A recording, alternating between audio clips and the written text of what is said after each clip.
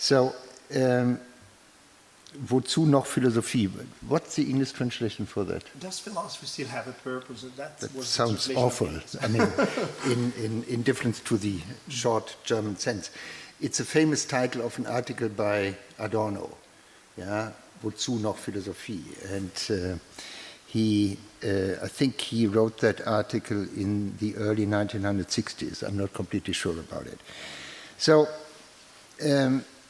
let's go back in the early years of my own studies at the university. I have to start with a confession. I was an extremely bad student at school, at high school or gymnasium. I even failed a class. I don't know whether that's the right word. So I had to repeat one class. My parents were extremely upset about it. Everyone expected me to become what everyone in our family was or was supposed to become, namely a doctor, a medicine physician.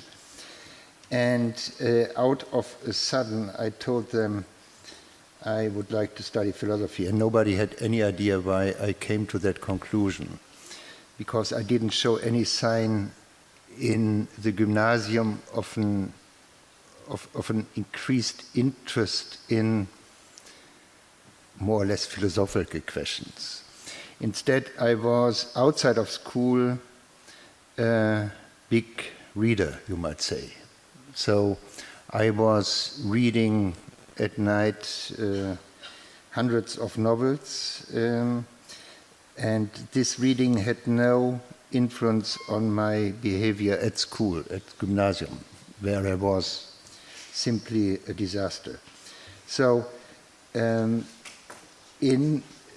the question came closer, what to study, my initial interest and answer was I would love to study theater.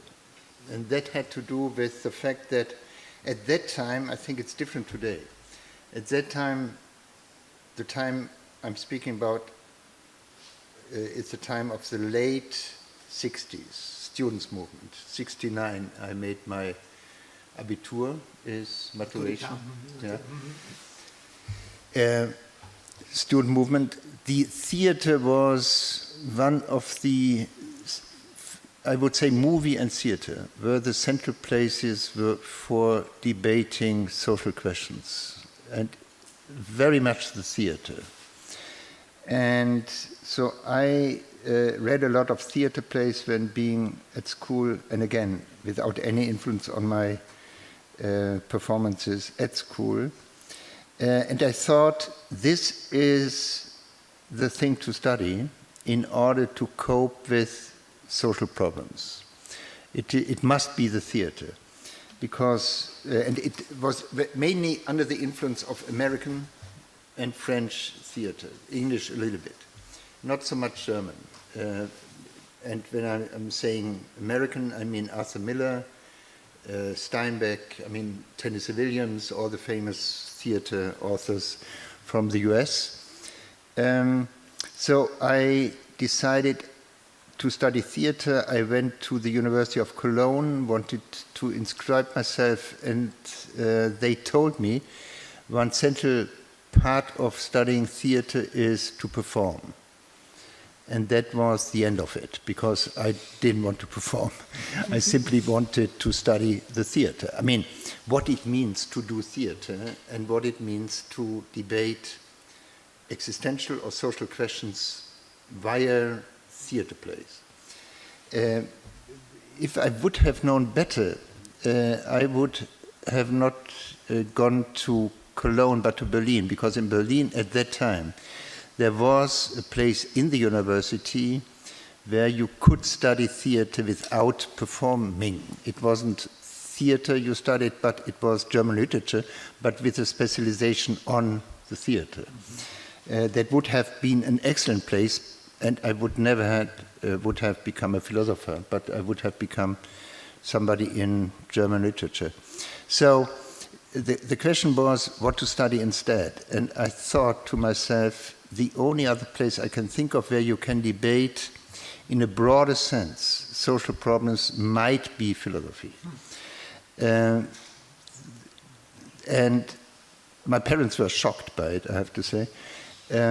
But still, I decided to study philosophy not at Cologne, but at the University of Bonn, which was, again, a false decision, because Bonn was at that time an extremely boring place for philosophy. It was a place of neo-Kantianism. Yeah? So the people you got there were students of, the name might be completely unknown today. The name was very, very famous when I grew up, Nikolai Hartmann. An extremely stiff and, let's say, precise philosopher in the tradition of neo-Kantianism. He once had a long debate with Martin Heidegger, so he was famous for his debate with Heidegger. So I studied in Bonn, felt extremely bored. The only thing that raised my interest were Kant and Wittgenstein, because there was a Wittgenstein disciple there who even had met Wittgenstein before, and he was fascinating to listen to. So I quickly moved to another place, namely University of Bochum, which is close to my own hometown in Essen, Ruhr Valley, industrial city. And there you had the Hegel archives. The Hegel archives are still in Bochum, and I have no idea why they are in Bochum, because it's a place Hegel never entered in his life, and it's not a very intellectual place. But the Hegel archives, the German Hegel archives, where you have all Hegel manuscripts, are at the University of Bochum. So I studied there for 6 semesters, did my MA there, and still it would have been too early to answer to myself the question, why and for what reasons and for what purpose doing philosophy. It was simply the place to be in order to deal with more general questions of societal order, societal integration, or societal crisis. Yeah, the fact that I was interested in, let's say, the broader understanding of societal crisis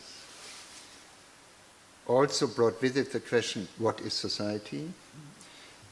On what basis are societies founded? Yeah? What is the mechanism of social integration?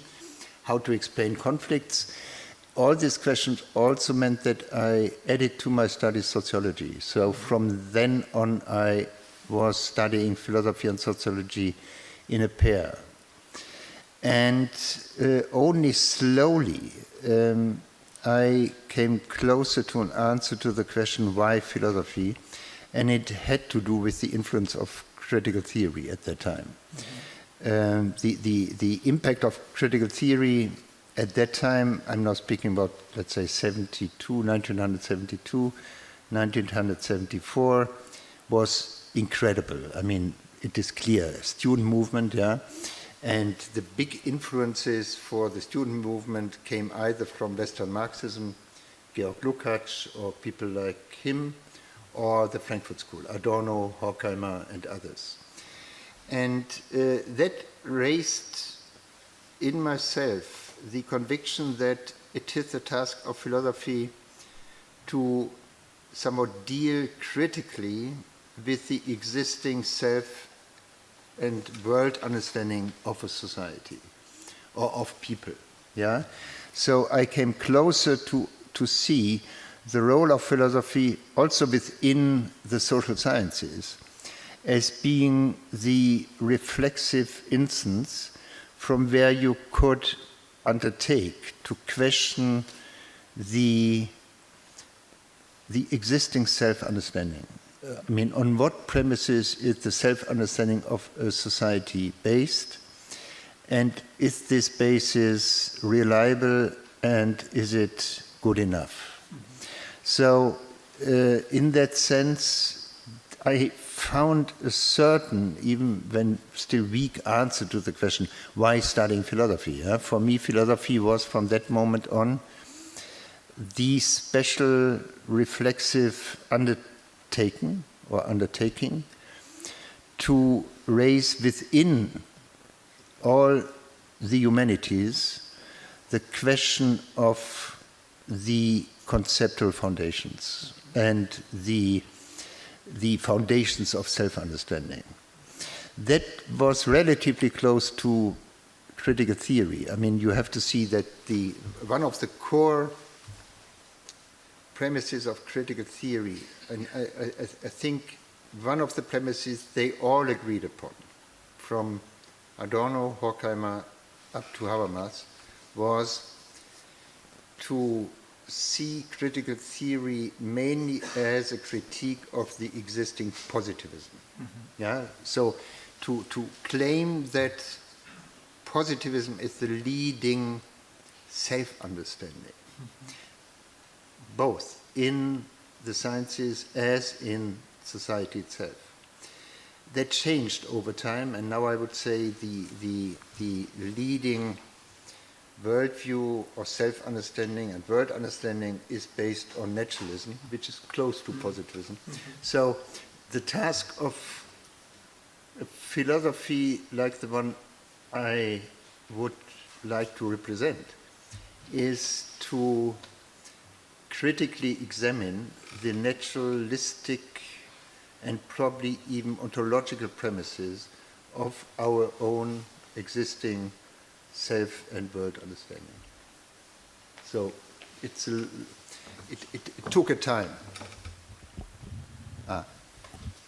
It took a time to find out the answer to the question.